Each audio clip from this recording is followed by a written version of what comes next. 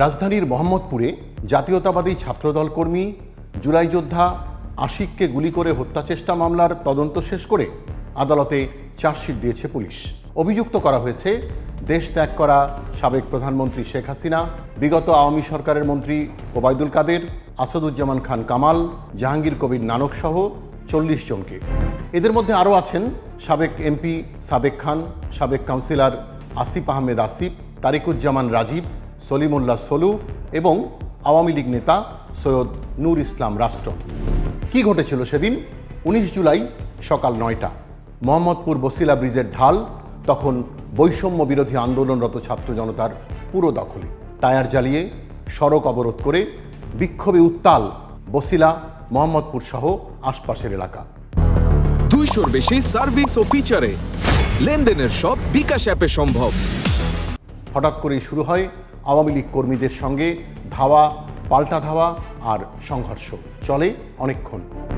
দুপুর 2:30 আন্দোলনকারীদের একটা বড় অংশ মিছিল নিয়ে এগিয়ে যাওয়ার চেষ্টা করে মোহাম্মদপুর বাস স্ট্যান্ড আল্লাহ করিম মসজিদের দিকে। সে সময় গুলি করা হয় মিছিল লক্ষ্য করে। গুলিবিদ্ধ হয় মামলার বাদী ছাত্রদল নেতা শেখ মোহাম্মদ আশিক ও জুয়েল হাসান রাজা। শেখ হাসিনা ও তার মন্ত্রীদের দায় কি? তদন্তকারী পুলিশ কর্মকর্তা দাবি করেছেন যে তিনি প্রমাণ পেয়েছেন শেখ হাসিনা, ওবায়দুল কাদের, আসাদুজ্জামান খান কামাল ও জাহাঙ্গীর কবির নানক এই ঘটনায় ষড়যন্ত্র করেছেন এবং নির্দেশনা দিয়েছেন।